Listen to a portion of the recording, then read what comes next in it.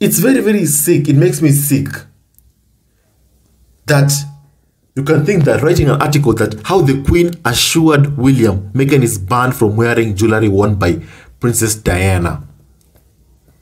The son who called his own mother paranoid, his mother who was chased to her death. And yet they will tell you, they will come to you and tell you, oh look, we welcomed Meghan. Didn't you see what happened? We welcomed her. And they forget, they have selective amnesia on all these articles, defamatory articles they wrote about Meghan, Duchess of Sussex, that they couldn't even pretend, they could not even pretend to hide. The British monarchy is a racist colonial institution. It's a relic of the British Empire and it shouldn't exist. But sadly, it still exists. And right now the UK is actually planning on congratulating the monarch, Queen Elizabeth, for what? For what? 70 years on the throne? Doing what? Cutting ribbons?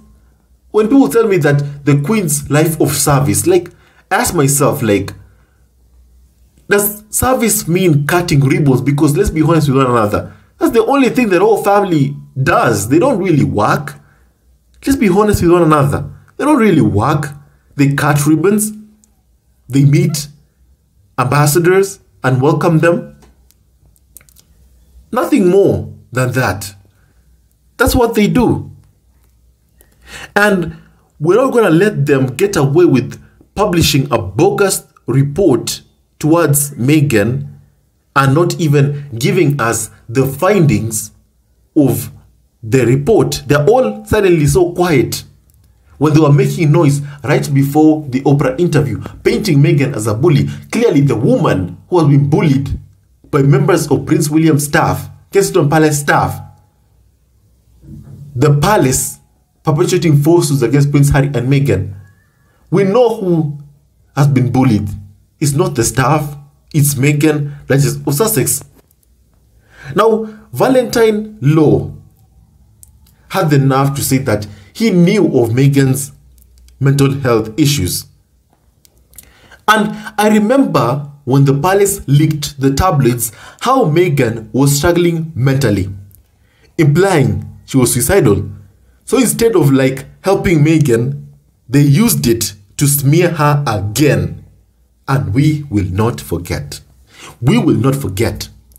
They wrote articles like Meghan Markle suffering anxiety attacks, withdrawal exit matter of life and death. They knew from an article published on 17 January 2020 before Prince Harry and Meghan announced they were leaving the royal family. They knew.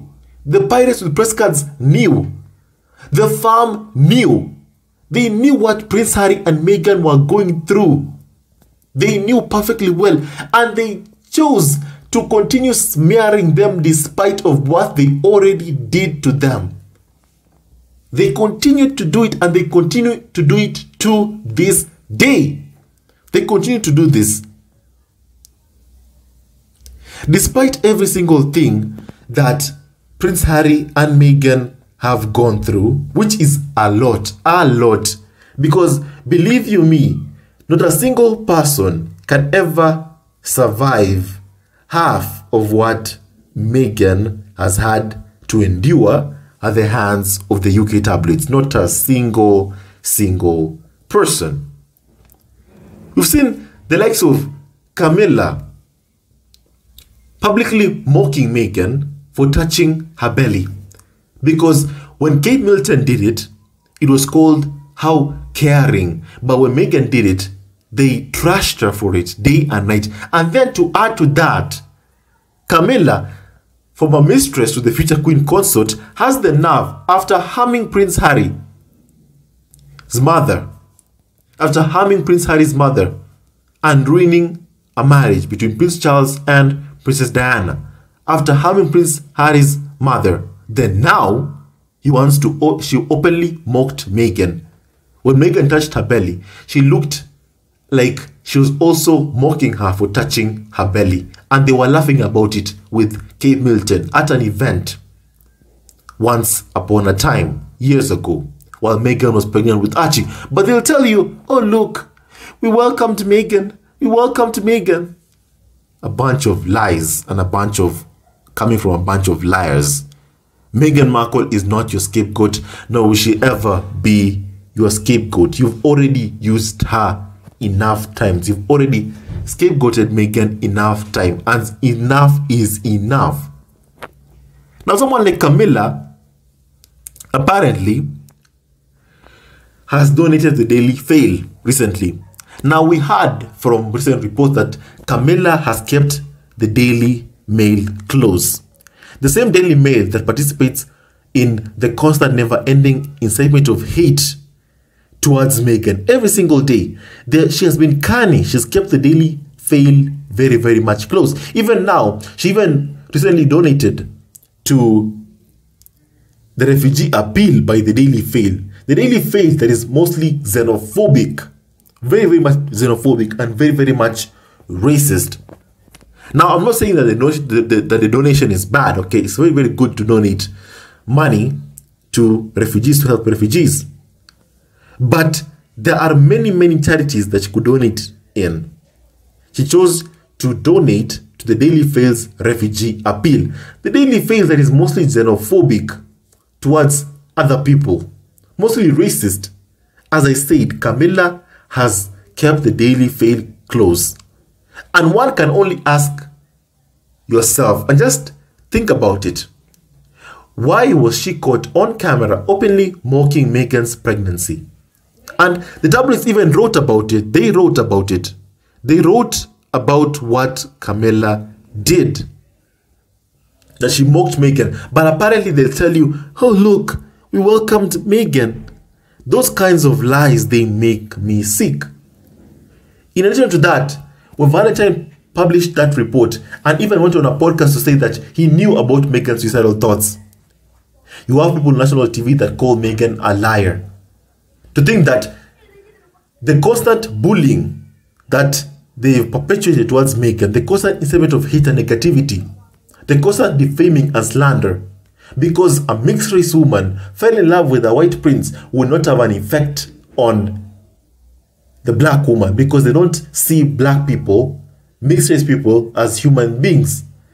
Because just think about this. Think about what's happening currently in Ukraine.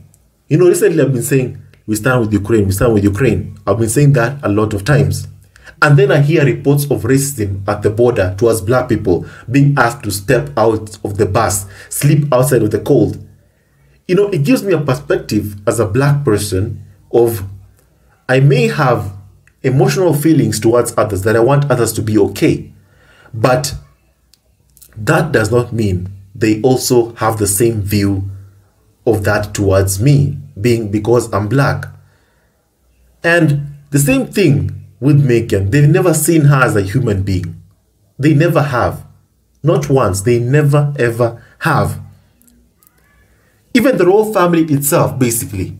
Documents show that the Queen's ADs, obviously, they cannot do it without the authorization of the Queen, once banned colored people from immigrants or foreigners from holding office. They banned colored people, actually, immigrants as well, and foreigners from holding office jobs in the palace.